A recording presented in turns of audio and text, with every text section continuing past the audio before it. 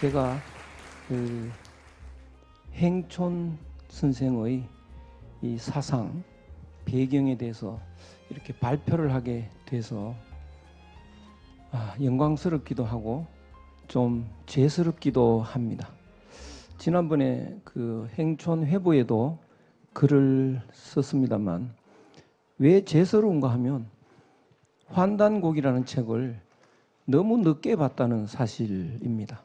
그래서 다른 사람들의 평가에 휘말려서 보고 있지 않다가 늦게 읽어보니까요, 이런 보물을, 이런 국보를 왜 그간에 빨리 못 읽었냐, 대단히 죄스러운 생각을 하게 됐는데요. 이제라도 이런 기회를 갖게 돼서 너무 고맙게 생각합니다. 오늘날 이 환단곡이 단군세기가 왜 필요한지, 왜 중요한지를 좀 말씀드리면요. 이 선비 집안이 대대로 살고 있었는데요. 옆집에 폭력배가 살고 있었습니다.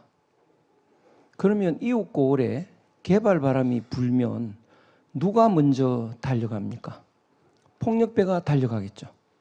그래서 폭력배는 폭력을 행사해서 엄청난 돈을 벌어서 우리 옆집에 와서 10배, 20배 큰 집을 지어갖고 삽니다.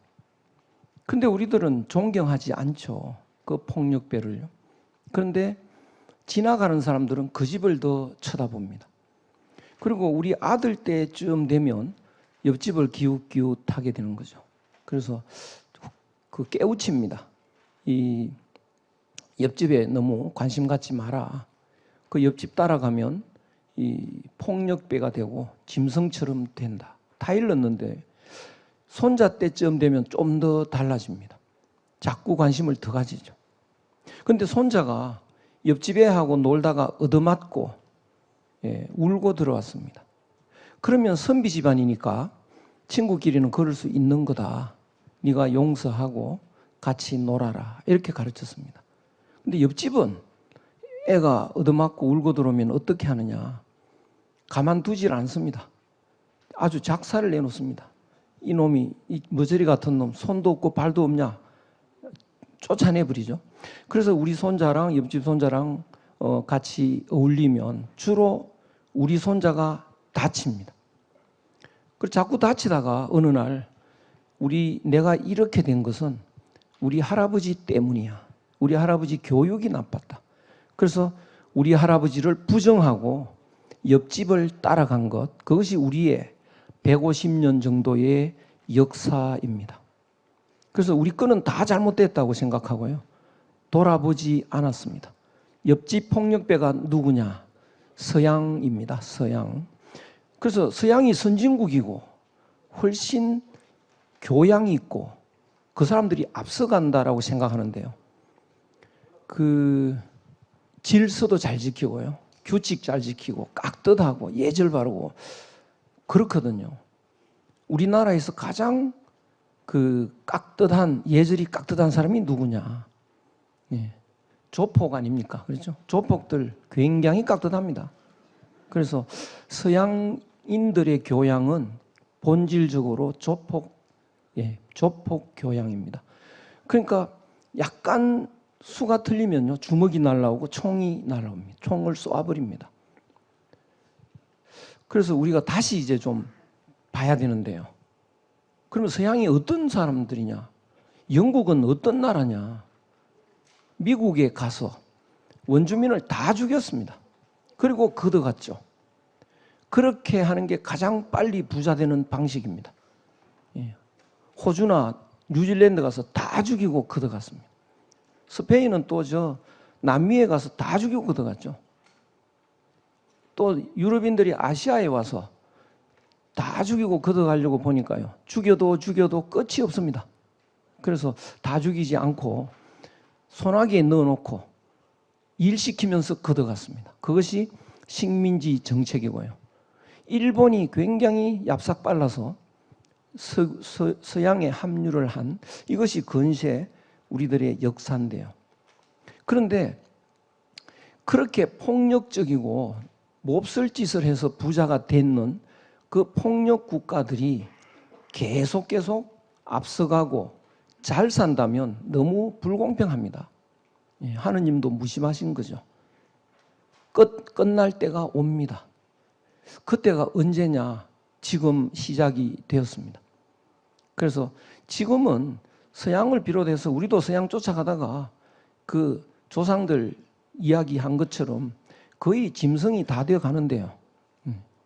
그래서 그 끝날 때 나타나는 특징이 뭐냐? 서양인들 스스로가 이제 자백을 합니다. 우리 서구 문화는 끝날 때가 왔다. 그래서 슈팽글러 같은 학자는요, 서구의 몰락이라는 책을 쓰는데요. 또 토인비라는 역사학자는요, 서구의 이 폭력 문화는요, 서구만 망치는 게 아니고 지구를 망칩니다. 그래서 이제 지구가 어쩌면 사람 못 살 수도 있는 이런 상태가 됐는데요. 그래서 토인비는 이제 지구가 사람이 살 수 없게 되면 버리고 이사를 가야 된다. 그래서 이사를 가게 되면 쓸만한 거 하나도 없다. 다 버리고 가는데 한 가지만 갖고 가자. 한 가지 뭔지 아십니까? 대한민국의 효도 사상을 갖고 가자. 그 다음에 1988년도인가요? 그 노벨 심사위원회가 열리고 난 뒤에 성명서를 발표했는데요. 21세기에는 공자의 인사상으로 살아가자라고 했습니다. 그러면 이제 서구 문화가 끝날 때 됐는데 이제 앞으로 희망은 이제 잘못되면 뭐 지구가 망할 수 있는데요. 잘 되기 위해서는 한국의 효도사상, 공자의 인사상이 이 세상을 구제할 수 있는 유일한 희망이다. 이렇게 되는데요. 거기에 왜 공자의 인사상이 들어갔느냐? 중국과 한국이 나서야 되느냐?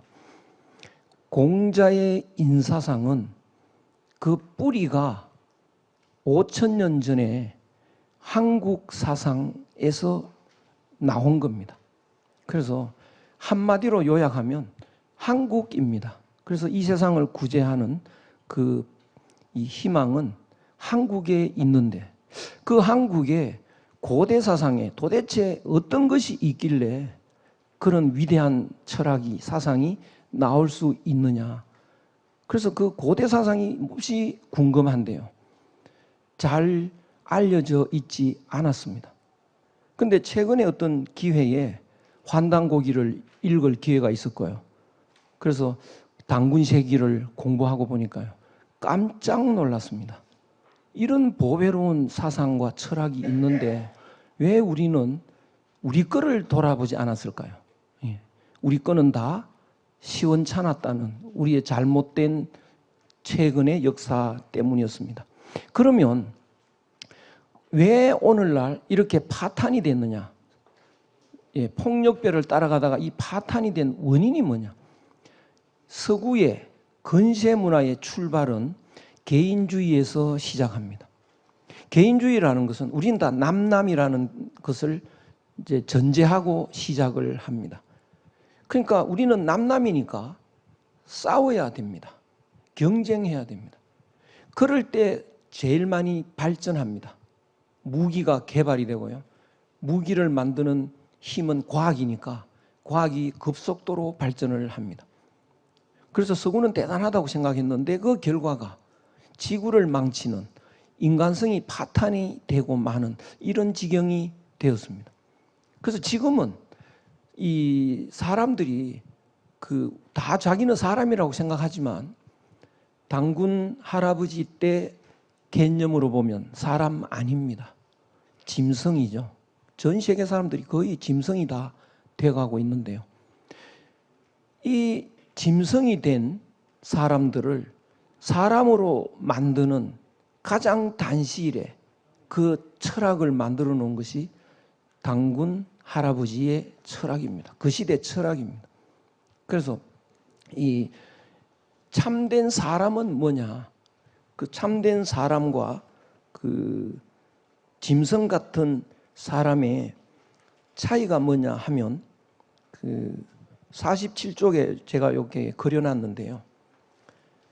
우리는 본질적으로 마음과 몸이 모두 하나입니다. 마음은 어째서 하나냐? 우리나라 사람 한마음이라는 말 아직도 씁니다. 마음은 하나다. 예. 내한테 변하지 않고 있는 마음은 다른 사람의 변하지 않는 마음하고 하나로 연결되어 있습니다. 그래서 하나라고 하는 거죠. 그러니까 예컨대 부모님이 좋다, 나는. 그러면 다른 사람도 부모님이 좋은 겁니다. 나만 좋고 너는 싫을 수도 있겠다. 아닙니다. 마음은 다 같습니다. 마치 여러 대나무가 지상에서 각각 별개의 대나무로 자라는 것 같지만 안 보이는 데서 한 뿌리로 연결되어 있는 것처럼 우리의 마음은 보이지 않는 상태로 하나로 연결되어 있습니다. 그것을 잊지 않고 사는 우리들이 한마음이라는 말을 아직도 쓰고 있는 이유입니다. 그리고 몸도 사실은 우리가 각각 남남이 아닙니다. 몸도 하나입니다. 어떻게 해서 우리 몸이 하나냐? 예를 들어서 호수에 얼음이 떠 있는데요. 얼음이 5덩어리가 떠 있다면 얼음은 5개 아닙니까? 그런데 얼음이 눈에 보이는 건 5개입니다. 그런데 그 얼음은 본질은 뭘까요? 물 아닙니까? 그렇죠. 물은 하나죠. 본질을 잊어버리지 않으면 5개의 얼음이 아니고 하나입니다.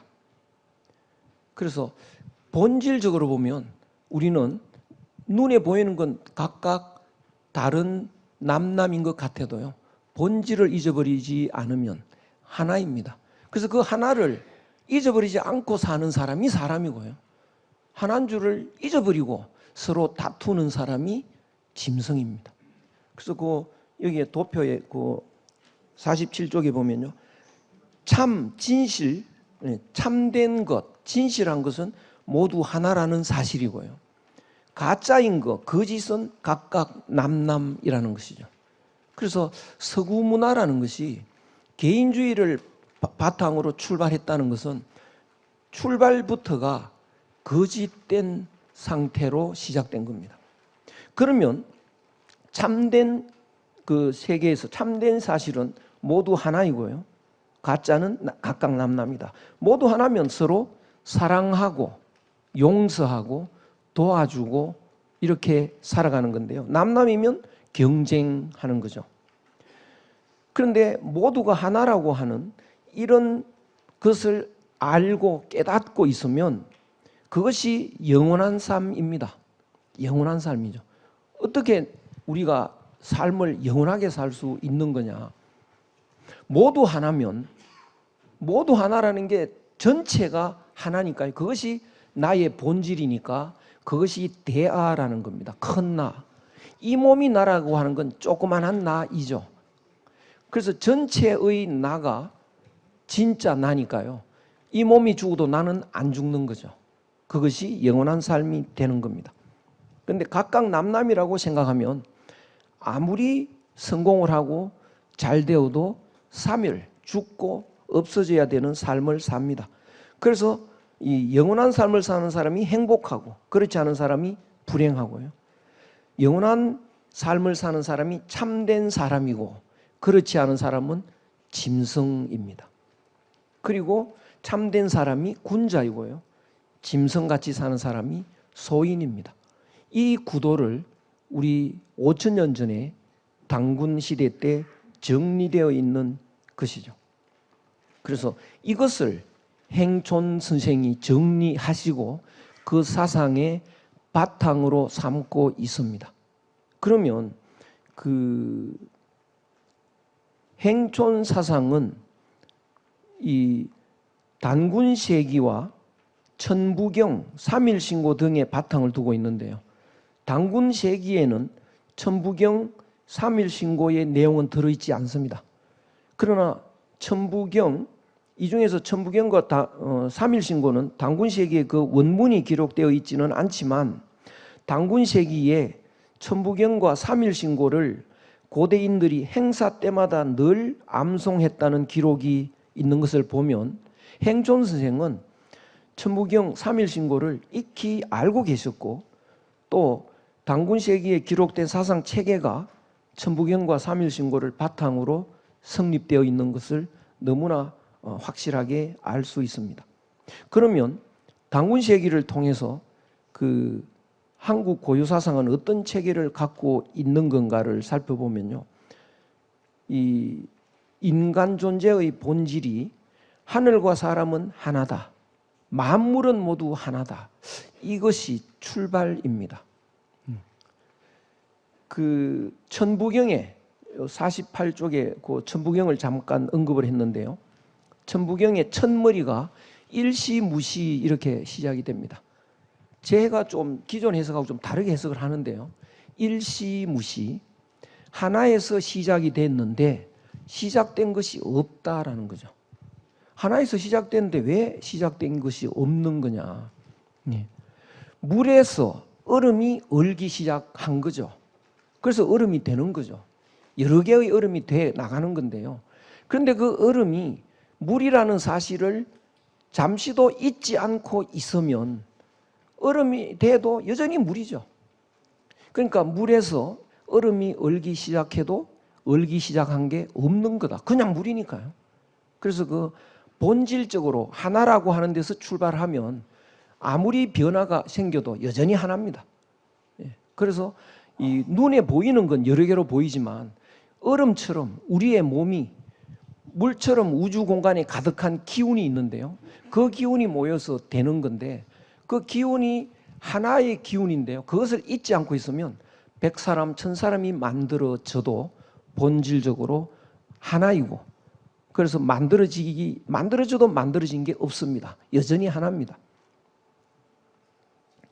그리고 그 하나가 갈라져 삼극이 되니 무진장 생겨나는 뿌리다 이렇게 돼 있는데요, 삼극은 천지인 삼극인데요, 그 다음에 하늘 하나가 처음 생기고 땅 하나가 두 번째 생기며 사람 하나가 세 번째 생긴다, 이런 설명을 하는데요, 하늘이 왜 하나냐 이거죠. 땅은 또 왜 하나냐, 사람은 왜 하나냐. 그냥 하늘, 땅, 사람 이러면 각각 세 요소가 나누어져 있는 것처럼 착각을 하기 쉬운데요, 우리는 하늘이라고 해도 여전히 하나입니다. 땅이라고 해도 여전히 하나입니다. 사람이라고 해도 여전히 하나입니다. 그 하나라고 하는 본질에서 조금도 벗어나 있지 않습니다. 그것을 강조하고 있는 거죠. 그런데 천부경에서는 그것만 설명하는 것이 아니고요, 모두가 남남인 줄 아는 사람들한테 또 한 번 더 우리는 남남이 아닌 현실적인 연결고리가 있다라고 설명을 합니다. 그 연결고리가 뭐냐, 5와 7의 수로 되어 있다 이렇게 설명을 하는데요, 너와 내가 하나라는 연결고리가 어떻게 있는 거냐.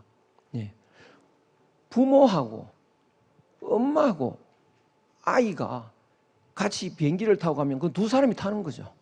분명히 두 사람입니다.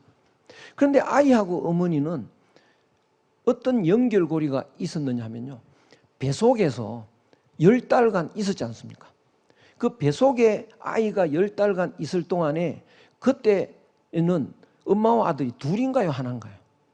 그거 굉장히 애매하죠. 비행기표는 한 표만 사도 되는데, 그렇죠? 그래도 우리 애 보니까 뱃속에 있을 때도 무슨 행복 보금자리 할 때 둘로 쳐주고 또 이럽니다. 그래서 둘인 것 같기도 하고 하나인 것 같기도 하고, 그것이 연결고리입니다. 그래서 뱃속의 10달을 잊어버리지 않으면 어머니와 아이는 하나죠. 연결고리로 하나가 되어 있습니다. 그래서 우리나라 사람들은 태어나면 1살이 되어버립니다. 왜? 10달간 있었으니까요. 이런 것이 그 천부경에 들어있는데요, 그 연결고리가 5, 7 이렇게 나옵니다. 그러면 10달 동안 뱃속에서 뭘 하는 거냐, 오행이 모이는 시간입니다. 오행이 5죠. 5. 수화 금목토 5가 모이는 시간인데 며칠간 모이느냐, 7일간 모이죠. 그럼 280일인데 7 곱하기 40입니다. 그래서 그건 기본적으로 7입니다. 병아리는요, 계란 그 알 속에서 21일간 있습니다. 그것도 7일입니다. 7 곱하기 3이죠. 오리는 28일간 있습니다. 그것도 7 곱하기 4입니다. 그래서 이 오행으로 모이는 연결고리가 이루어지는 시간은 7이고 그 7이 이제 곱하기 얼마 요건 다 달라집니다. 그래서 5와 7수로 연결고리를 이룬다. 그러면 아버지와 엄마와 아이가 하나죠. 그러면 엄마와 형도 하나죠. 형과 동생도 하나죠. 삼촌과 나도 하나죠. 사촌과 나도 하나입니다. 연결고리가 쫙 퍼져나갑니다. 그러면 모두가 하나다라고 하는 것을 또 한 번 증명을 하는 위대한 사상이 깔려 있습니다. 그래서 이 하나라는 걸 깨닫는 것이 오늘날 갈갈이 찢어진, 그래서 이 파탄이 되어버린 인간성을 그거를 회복하는 가장 좋은 열쇠가 된다, 이렇게 이해할 수 있겠습니다.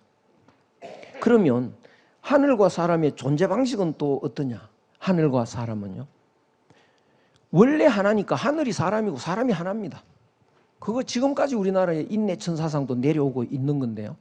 그러면 하늘의 요소는 어떻게 되어 있느냐? 세 요소인데요. 이걸 삼신이라고도 합니다. 환단곡에 잘 설명이 되어 있습니다. 그 삼신은 뭐냐? 성명정입니다. 성은 뭐냐? 살리는 마음이고요. 명은 이 기운을 이끌어가는 힘입니다. 정은 만물의 몸을 만들어내는 그 재료입니다. 그것이 이 본질적으로 존재합니다. 그 성이 사람에게 마음으로 자리 잡고요. 명이 사람에게 기운으로 자리 잡습니다. 그리고 정이 사람에게 몸으로 자리 잡습니다.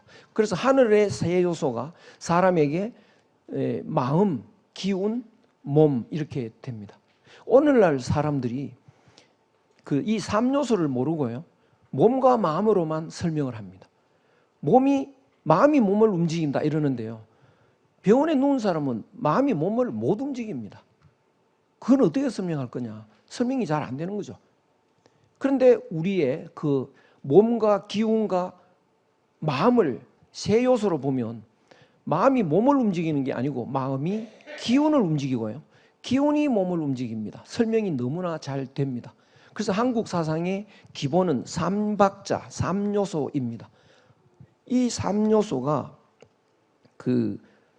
그대로 이제 하늘의 3요소를 타고 났으니까 이 하늘의 성은 착하기만 하고 하늘의 명은 맑기만 합니다. 하늘의 정은 두텁기만 한데요, 그것을 타고났기 때문에 사람의 마음은 착하기만 한 거고요, 사람의 이 기운은 맑기만 합니다. 사람의 몸은 두텁기만 합니다. 그런데 사람이 망령돼 가지고요, 사람이 망령되어서 이 착한 마음이 악해지기도 하고, 또 맑은 기운이 탁해지기도 하고, 두터운 몸이 또 박해지기도, 엷어지기도 합니다. 그래서 처음에 하늘의 마음이 어떻게, 하늘의 마음을 우리가 타고난 이 착한 마음이 어떻게 악해지는가? 그 원인은 뭘까? 이게 철학적으로도 굉장히 애매한 풀리지 않는 수수께끼 중에 하나인데요.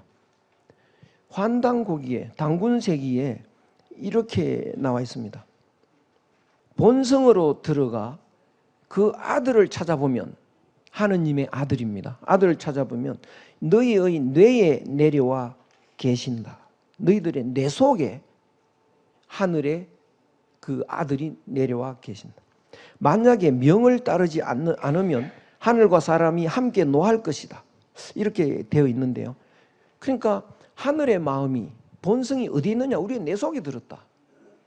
이 기록을 행촌 선생이 정리를 하셨고, 그 행촌 선생의 제자가 목은 이색 선생이고요, 목은 이색 선생의 제자가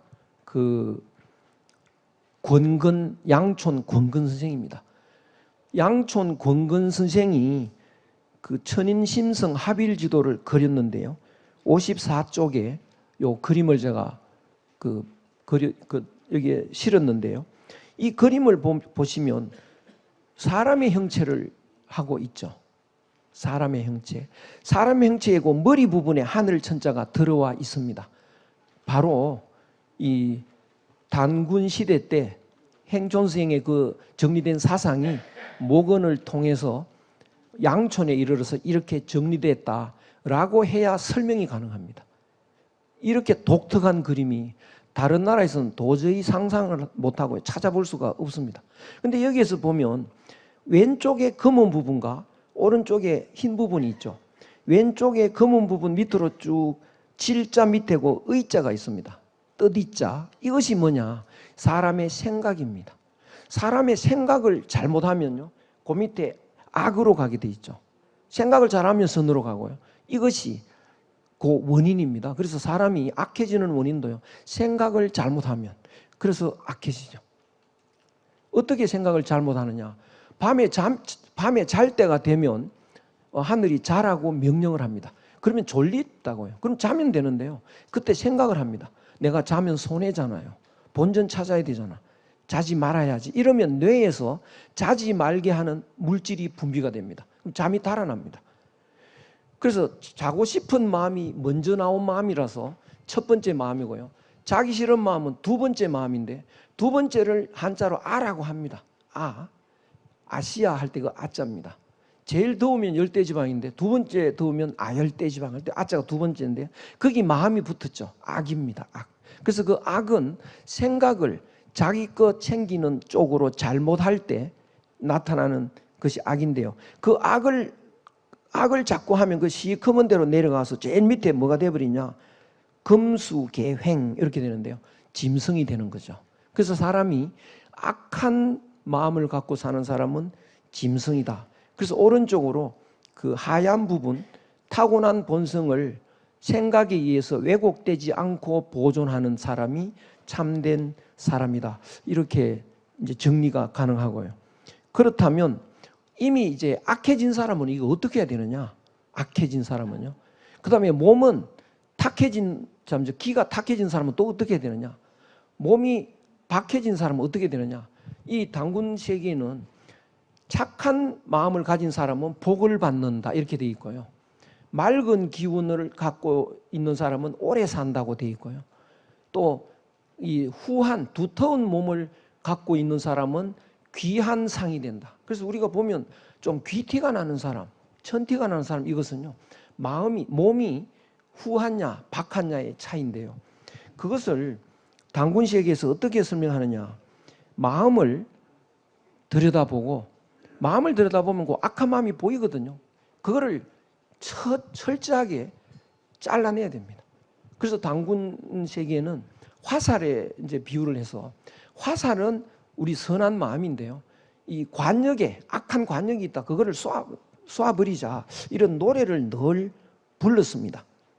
그래서 그 의아가라는 노래를 늘 불러왔고요. 그래서 이 마음을 악한 마음과 착한 마음으로 분류하는 이 분류법이 그대로 공자에게 전달이 돼서 59쪽에 거기 보면 제가 공자의 마음을 정리해 봤는데요. 한 마음, 하늘 마음, 천심이 사람의 몸속으로 들어와 있을 때 변하지 않는 착한 마음, 그 밑에 변하는 악한 마음, 이 두 마음이 있다. 이것이 정리가 되어 있습니다. 그래서 이 악한 마음을 어떻게 하면 착한 마음으로 바꾸느냐, 이것이 오늘날 우리들이 해야 할 숙제 중에 하나입니다. 그 다음에 두 번째는 기를 맑게 하는 방법. 이것도 이제 탁한 기를 맑게 해야 되는데요. 그 단군 세계에서는요, 이 기를 맑게 하는 방법은 조식이라고 나와 있습니다. 조식이라는 건 숨을 고르게 하는 겁니다. 방에 공기가 탁하면 창문을 열어야 되죠. 그래서 맑은 공기를 환기시켜야 됩니다.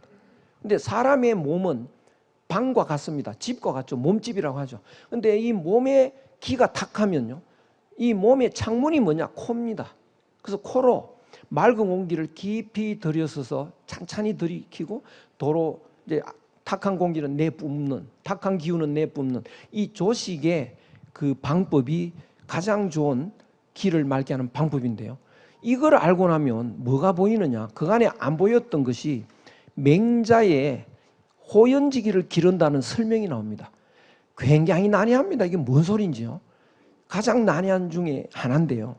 조식을 알고 보면 그거 바로 맹자의 호연지기를 기르는 것은요, 조식입니다. 조식으로 알고 보면 쉽게 이해가 되어버립니다.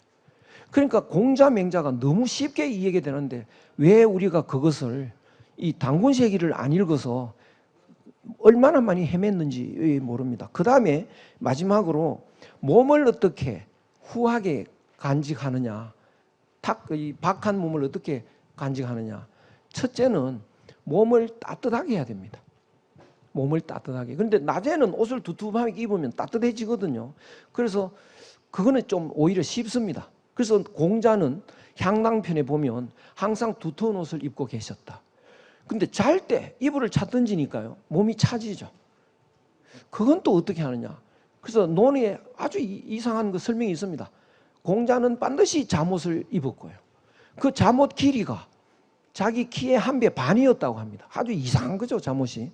근데 공자는 왜 그런 잠옷을 입었느냐. 이 단군세기를 읽고 이 단군의 이 몸을 따뜻하게 보호하는 법을 스스로 연구해가지고 스스로 디자인한 거죠.